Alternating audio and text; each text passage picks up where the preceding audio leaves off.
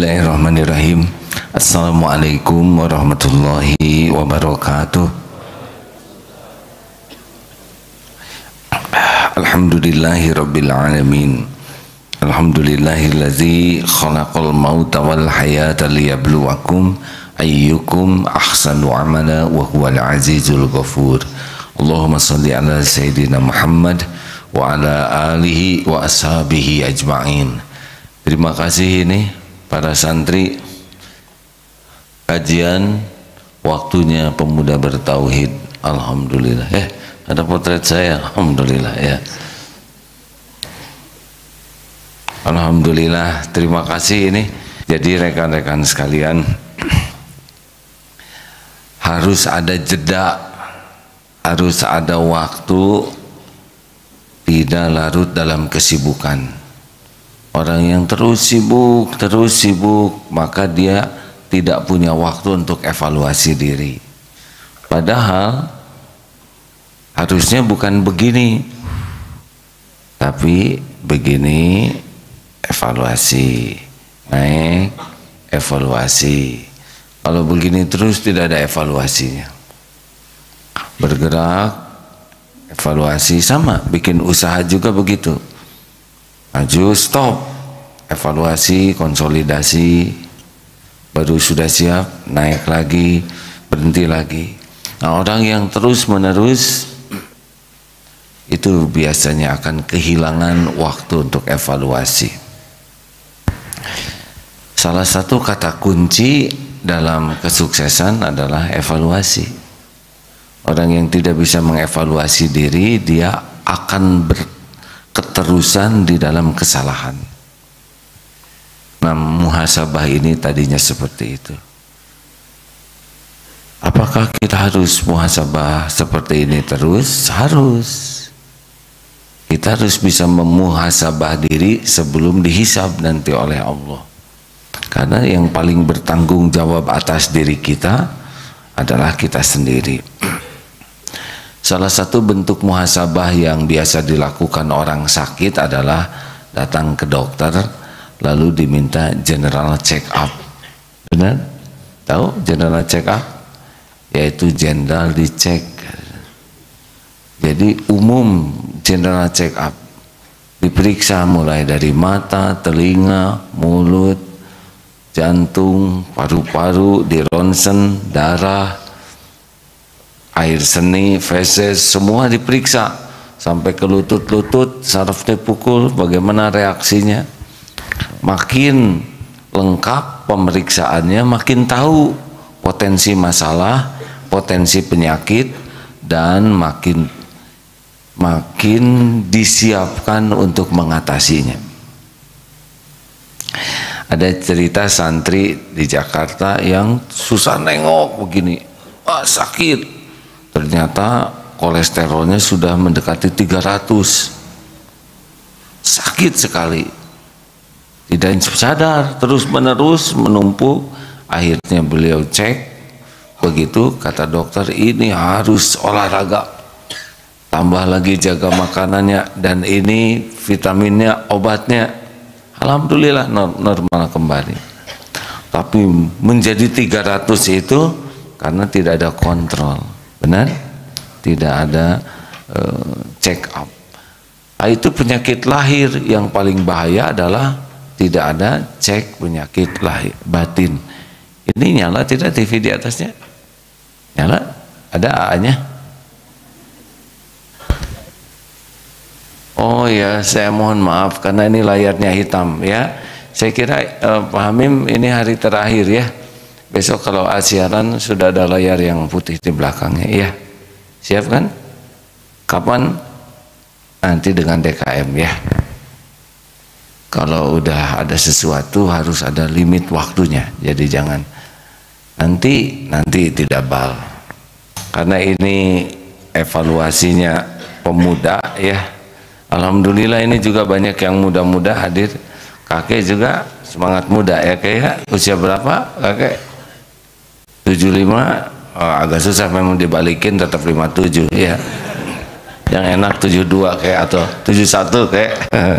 tinggal dibalikin ya, masalahnya suka nggak ada yang percaya aja itu ya.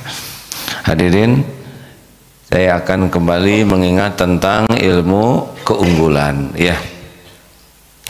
Jadi manusia unggul itu syariatnya yang pertama yang punya kemampuan melakukan percepatan diri. Ada kecepatan, ada percepatan. Apa bedanya? Kalau kecepatan konstan V, kalau percepatan A, yaitu pertambahan kecepatan setiap satuan waktu. Jadi balap misalkan ini 60 km per jam, ini baru start tapi dia punya percepatan, dia bisa nyusul. Negara Indonesia merdeka tahun 45, negara tetangga merdeka tahun 65, bedanya 20 tahun. Nah, kalau secara duniawi melakukan percepatan, waktu sama, isi beda, itu intinya. Ini seperti tadi malam waktunya sama. Siapa yang melakukan percepatan yang isinya beda? Karena waktu semua sama, 24 jam sehari. Betul? Sama, mau dimanapun. Mau di Singapura, di Singaparna, di Chicago, di Cicadas ya. Sama. Di LA Los Angeles atau LA Lenteng Agung ya, Lenteng Agung. Sama 24 jam sehari.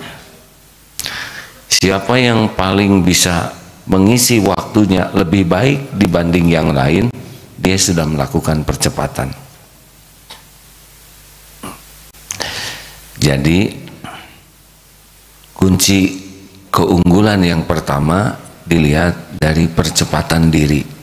Waktu sama, isi beda. SSG ini sama malam minggunya ya.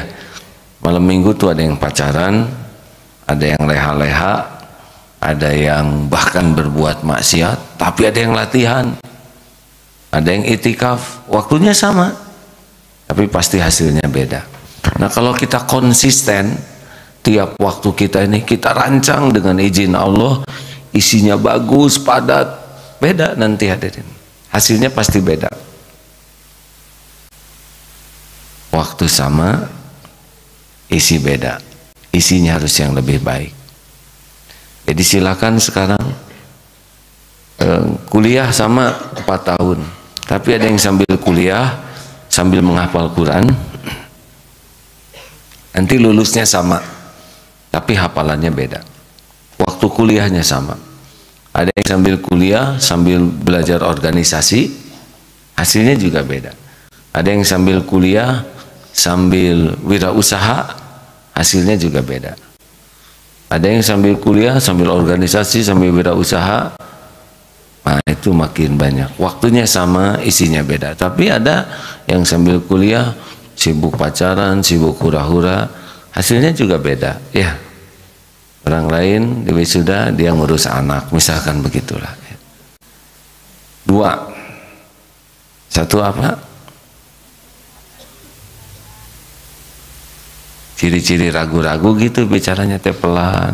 Nah kalau mantep mah kayak gini, apakah saudara ingin dimasukkan ke dalam neraka jahanam? Bulat kan? Satu apa tadi kunci kesuksesan? Percepatan diri. Jadi intinya adalah manajemen waktu.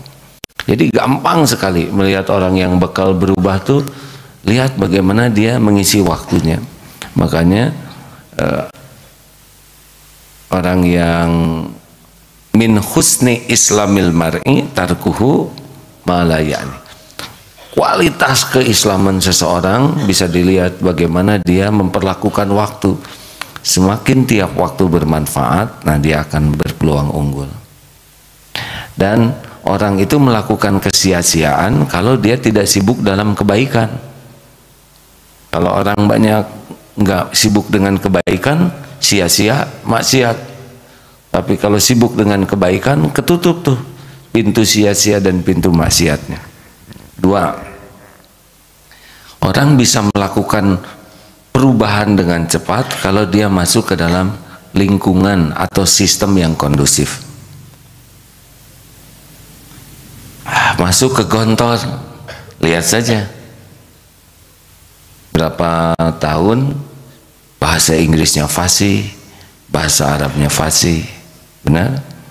Karena lingkungannya begitu. Masuk ke Akabri, sama-sama tamat SMA, lihat 3 tahun kemudian posturnya beda, betul? Lebih tegap, sama ya, lebih berotot, lebih terampil, karena lingkungannya membuat seperti itu. Ya, mudah-mudahan masuk ke Darut Tauhid juga ada satu sistem yang membuat sedikitnya ada perubahan. Jadi kalau kita ingin unggul, investasi kita adalah cari lingkungan yang bisa memacu kita. Karena kalau lingkungannya salah, bergaul dengan penjual minyak wangi, ikut harum. Karena nih, cobain, ini ada sisa, gitu. Supaya nyerep ya hadirin. Bergaul dengan pandai besi bisa bau bakaran atau terperciki api. Jadi investasi untuk unggul adalah keberanian kita untuk memilih lingkungan, memilih sistem yang membuat kita terpacu menjadi lebih baik. Jadi nggak boleh sembarangan ya di teman tuh. Salah milih teman, salah milih masa depan. Ngangguk tuh, ya. Mikir apa? 3. Salah satu karunia untuk unggul adalah bersaing positif. Jadi memiliki lawan itu salah satu karunia, memiliki kompetitor itu. Coba balap karung tunggal, 3.000 pakai karung putih tengah malam, saya kira bermasalah. Balap karung antara SSG lawan TK, dianggap zolim atau hadirin, walaupun juara umum. Tapi balap dengan orang yang punya kemampuan lebih, kita bisa kalah. Tapi kalahnya kita tuh dengan prestasi terbaik. Dulu zaman muda ada tinju namanya Elias Pikal, belum lahir ya, belum, tenang ya, tidak dihisab tentang ini. Elias Pikal lawan Kausal Galaksi. Kausal Galaksi itu petinju dari Thailand. Kalah Elias Pikal. Tapi kata semua pengamat mengatakan inilah pertarungan tinju terbaik dari Elias Pikal, gitu katanya. Karena lawannya hebat, maka dia mengeluarkan kemampuan terbaiknya. Nggak apa-apa kita jadi juara ke-10 di antara juara dunia dalam perlombaan dibanding juara umum lawan CRT ya. Jadi kadang kita memerlukan beberapa perenang di Thailand atau di mana katanya untuk menambah kecepatan berenang, yaitu sesudah dia berenang dilepaskan buaya-buaya kecil ya. Gitu. Saudara juga baru tahu lari bisa cepat kan sesudah dikejar anjing. Ya tergantung anjingnya dulu ya. Kalau anjing ompong, sepuh. Hadirin, jadi kompetitor itu adalah bagian dari karunia. Jangan sebel, jangan dengki ke kompetitor, karena mereka aset. Mereka punya banyak ilmu, banyak pengalaman, belajar dari mereka. Sebetulnya ya, dalam pertandingan itu bukan perkara menang kalah sih yang paling penting, tapi pertandingan itu bisa memaksimalkan kemampuan kita. Itu menurut Ama yang terpenting. Ini kan sebentar lagi ada pertandingan ini ya, pertandingan memanah. Yang terpenting itu kena ya, itu ya kan. Perkara jadi juara udah tertulis di Lauh Mahfuz, tapi perkara bertanding jadi amal soleh, bertanding membuat kualitas kita makin tinggi. Menurut Asy pertandingan tuh ya lebih penting daripada sekedar dapat piala. dapat juara, karena yang dapat juara cuma satu. Walaupun kita nggak dapat jadi juara, tapi kita sudah melakukan perubahan. Punten ya, ini cerita sesuatu saja. Kalau lagi latihan memanah sendiri, tidak ada siapa-siapa, atau yang ada santri yang nemenin nyabut, itu cenderung akurat sendirian. Lalu sekarang memanah banyak yang nonton, jadi banyak salahnya juga. Kenapa? Karena sudah mulai pindah fokusnya dari fokus ke sasaran, jadi berbagi hati, takut malu kalau nggak kena. Belum lagi bertanding, kalau bertanding memanah udah beda lagi tuh, apalagi kompetitornya kena, jadi banyak pikiran. Nah, ini latihan ini penting. Latihan fokus terus ke Allah, walaupun banyak yang nonton, sok we nonton, yang penting mas saya yang terbaik. Bukan masalah dipuji atau tidak dipuji, bertanding sok nggak apa-apa, udah tertulis di Lauh Mahfuz siapa yang bakal menang, yang penting mas saya aja yang terbaik, memanah yang terbaik. Itu pengendalian diri itu lebih menguntungkan dibanding dengan hanya sekedar jadi juara, terlatih untuk bisa fokus dalam segala keadaan. Dengarnya enak tidak kan? Yang bikin tegang dari pertandingan tuh takut kalah, itu udah makan energi. Makanya kalau santri mau bertanding, doakan santri mau bertanding, gak usah mikirin menang, lakukan aja yang terbaik. Insya Allah niatnya benar, caranya benar, udah menang. Kalau nggak dapat piala nanti patungan beli sendiri lah. Kalau mau piagam nanti saya bikinin, beres ya. Alhamdulillah. Kemarin yang di UI itu santri lulusan SMK, IP-nya 4. Bagus itu kan? Kenapa hanya 4? 10 bukan yang bagus teh? 4,0 itu udah semua ya? Cum laude. Itu santri dari SMK kuliah di UI kemarin. Alhamdulillah. Ya pasti Allah yang nolong lah. Tapi ya syukurlah, padahal kita nggak serius dulu ngajarnya. Nah hadirin sekalian, ada yang juara-juara lainnya begitu, tapi kan jadi juara belum tentu dia juara dalam mengendalikan hatinya.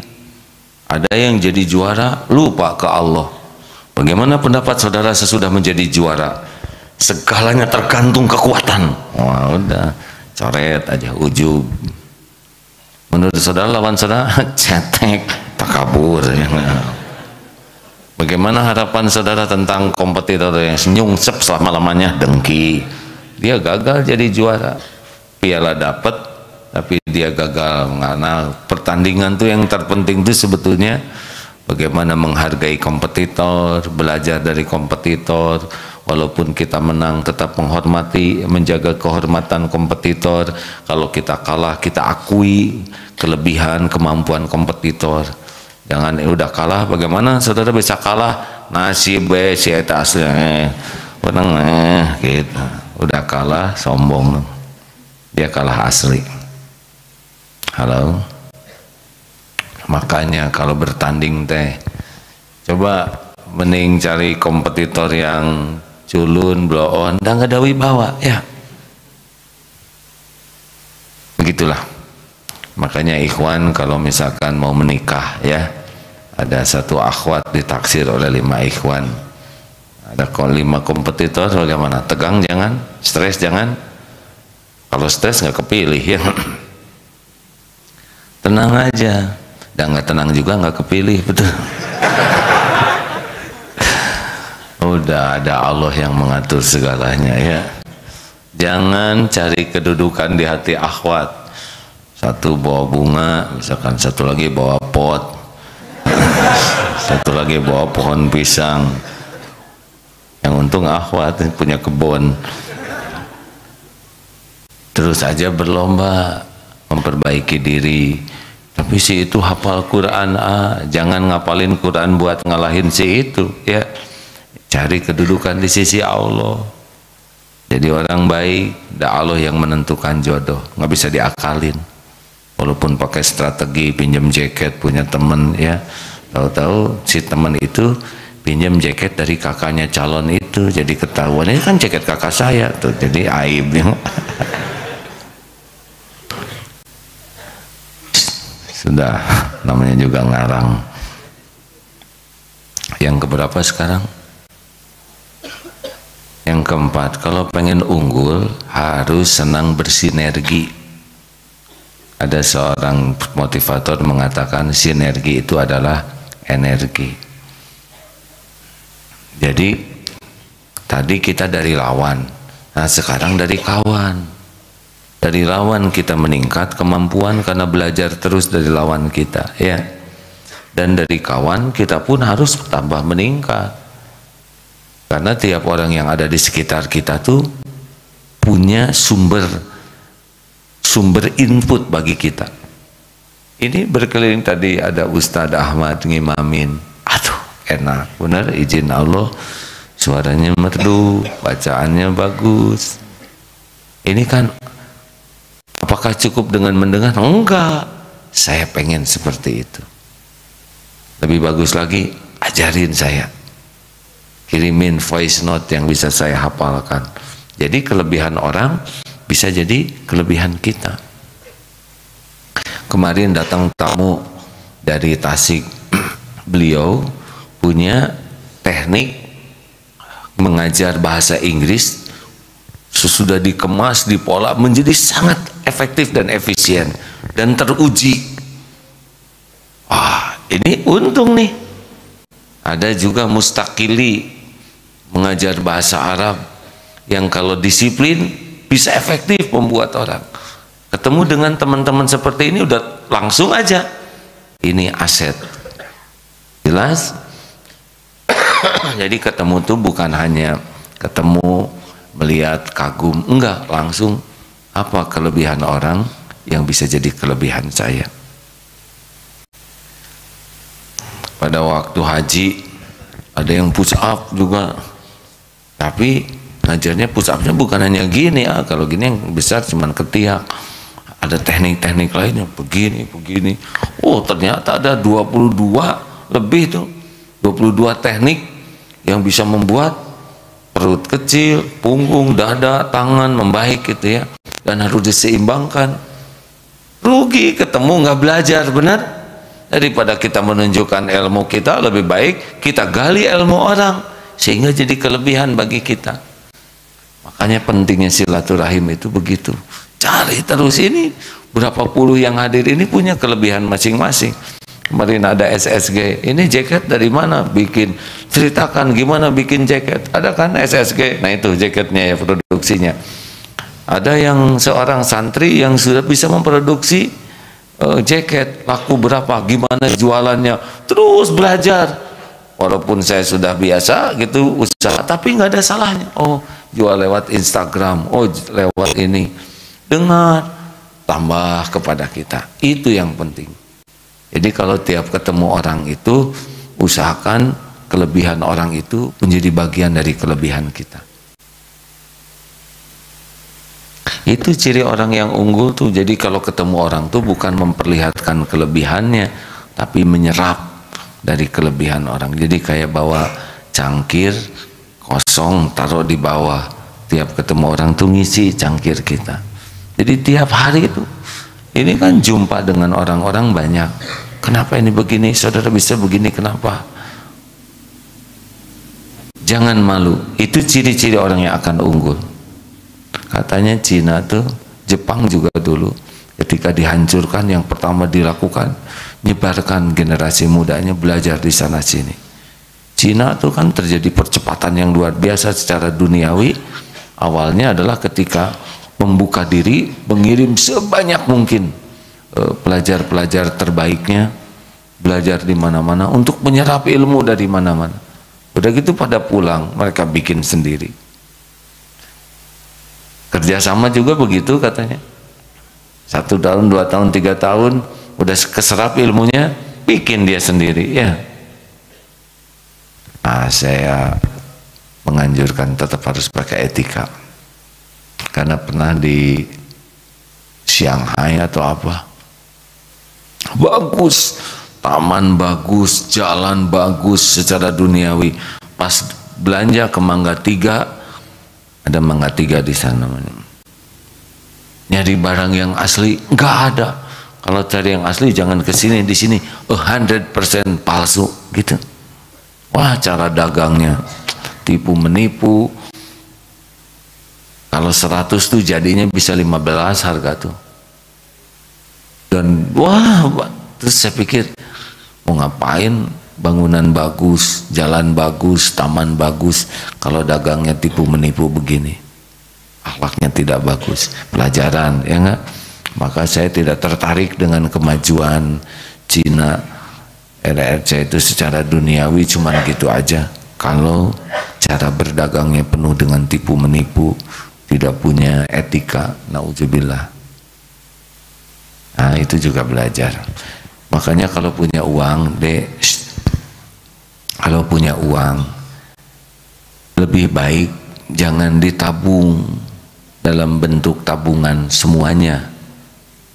Lebih baik ambil uang, tabung dalam bentuk ilmu, ikut kursus. Wah, itu ada latihan terjun payung, tapi tidak pakai parasut. Jangan ya, tergantung ketinggian lah. Kalau 2 meter boleh. Itu ada latihan selam, latihan memanah, latihan berkuda. Orang muda-muda kayak gini banyak tabungan, kurang ilmu, kurang pengalaman, ditipu. Ayo latihan, latihan terus, latihan bela diri. Siapa tahu nanti kita dalam satu kesulitan ya, ada akhwat, tolong, lihatlah, saya akan menolong. Saya sudah latihan, malingnya sudah kabur dan akhirnya kata sini, alhamdulillah saya baru lihat gitu ya, namanya ada pahlawan, apa, pembela kebenaran dan ada pembela kebetulan yang kayak tadi. Nah begitulah adik-adik. Masih muda-muda kayak gini mah jangan nyaman ya, harus sengsara. Latihan, punya rezeki sedikit, pergilah sana. Syukur kalau cukup buat umroh dulu, lihat bagaimana napak tilas di sana. Ada lagi rezekinya, pergi keliling dunia, lihat bagaimana Allah menciptakan beragam karunia, kelebihan, belajar dari sana sini ya. Dan nggak apa-apa, rezeki nanti ada lagi. Jangan disimpan uang tuh. Tapi saya boro-boro nyimpen uang. Dah diam, nggak punya uang nggak sebanyak ngomong ya. Ya itulah kurang lebih keunggulan. Dan yang terakhir, kalau ingin unggulnya secara duniawi ya, adalah harus punya qalbun salim. Jadi orang yang paling bersih hatinya, dia paling bisa cepat karena akan banyak pertolongan Allah kepadanya. Tiap ketemu orang tuh dia bisa langsung melakukan percepatan, terus tumbuh kecepatannya. Waktunya sama, tapi siapa yang paling banyak ngecas dirinya dengan ilmu, pengalaman, wawasan, lebih nyaman hidup ini. Dulu pernah ada MacGyver gitu, yang segala bisa, dasar film yang tina odol dan sebagainya, jadi bolu dan sebagainya. Itu tidak bisa melakukan itu kecuali kalau dia banyak ilmunya, benar? Sebetulnya hidup ini menarik sekali ya, kalau memang targetnya isi. Maaf, botol tadi mana? Kang punten botol. Saya masih senang dengan perumpamaan ini, maaf kalau berulang-ulang ya. Ini botol plastik isi air, harganya 5.000, benar? Sekarang ganti isinya dengan jus, fresh juice. Jadi berapa? 10.000. Ganti dengan madu asli, berapa? Bisa 50, 100.000. Ganti dengan madu manuaka atau apa tuh yang di Australia itu mahal sekali tuh, bisa 1 juta segini. Isi dengan comberan, nggak ada harganya. Nah, kita bangun isi. Kalau isinya bagus, jadi orang soleh, takwa ke Allah, ilmunya banyak, pengalamannya luas, keterampilannya tinggi, ngikut dunia tuh hadirin. Jangan ngebayangin punya jabatan ini, kedudukan, udah bayangin jadi orang yang soleh tapi berkualitas tinggi, ya kemampuannya besar, ya seperti Rasulullah, para sahabat. Itu yang kita lakukan tiap hari. Insya Allah kita bisa berbuat lebih banyak. Allah membimbing kita jadi orang yang manfaat. Terima kasih. Kita akan tukar pikiran ya, tanya jawab. 110 Ali Imran 110 ya, disimak dulu sebentar. A'udzu billahi minasy syaithanir rajim. Kuntum khaira ummatin ukhrijat lin-nasi ta'muruna bil ma'ruf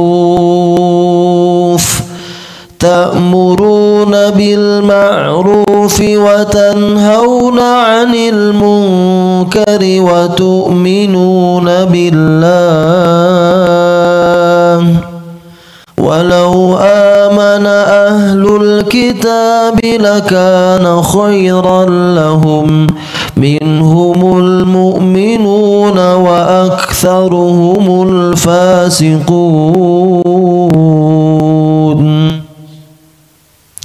Kamu umat Islam adalah umat terbaik yang dilahirkan untuk manusia, karena kamu menyuruh berbuat yang ma'ruf dan mencegah dari yang mungkar, dan beriman kepada Allah.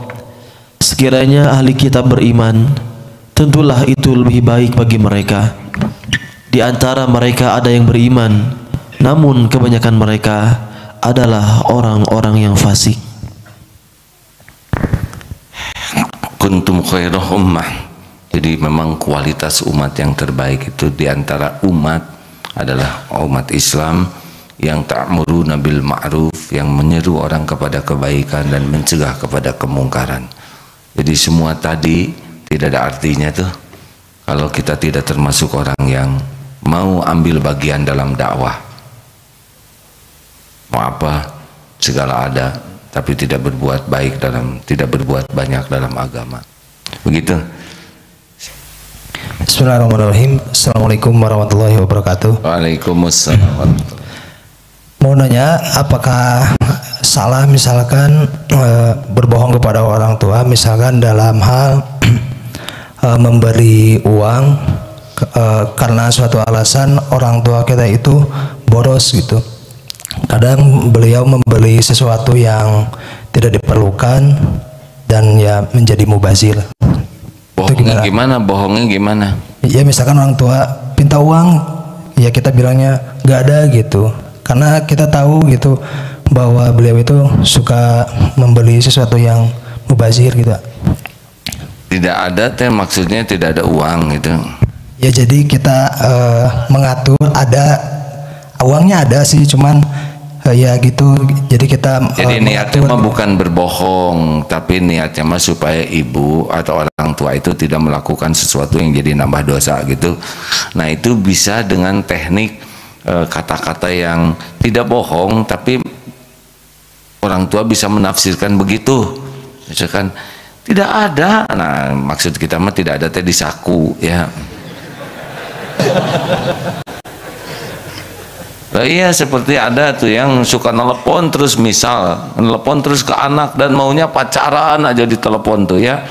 Pas nelpon, Bu, nenengnya ada, anaknya baru aja keluar neneng teh, keluar, padahal saya mau nelpon jam segini, udah keluar deh, punten. Oh ya nggak apa-apa Bu, padahal maksud kita keluar dari toilet ya. Tapi itu teh benar-benar harus niatnya baik, jangan jadi akal-akalan. Misalkan ada yang lari, tolong selamatkan saya, sok nyemput di sana misalkan. Datang aja yang lawannya itu bawa-bawa pemukul, pasti ngebohong kan? Nggak boleh ngebohong loh, dosa. Iya. Janji dulu, iya. Lihat nggak si fulan? saya pukul nih pakai pemukul ini, bohong jangan. Enggak, saya mah nggak akan berbohong. Saya akan bergeser duduk ke sini. Nah gini, selama saya duduk di sini, saya tidak lihat, Pak. Oh gitu, iya. Nah di sini saya lihat ya, tapi di sini enggak gitu. Jangan memanfaatkan ini ya. Ini hanya untuk emergensi. Hanya untuk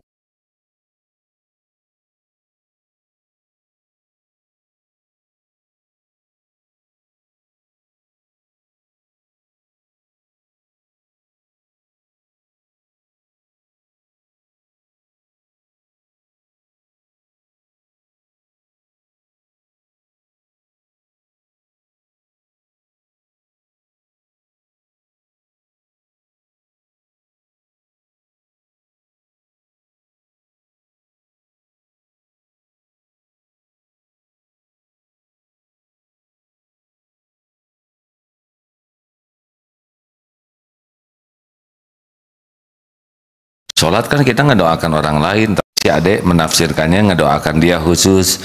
Buatlah sedemikian rupa tanpa harus bohong yang mengada-ada ya, sehingga bisa berbaik sangka. Suami istri juga bisa bohong, tapi bukan untuk bohong menyembunyikan maksiat ya. Misalkan masak asin ting, Pak enak nggak? Atau iya mah peda bu, tahu teh, nggak boleh gitu kan, tersinggung ya. Itu peda atau tahu bu, tahu rasa asin peda, itu sakit hati.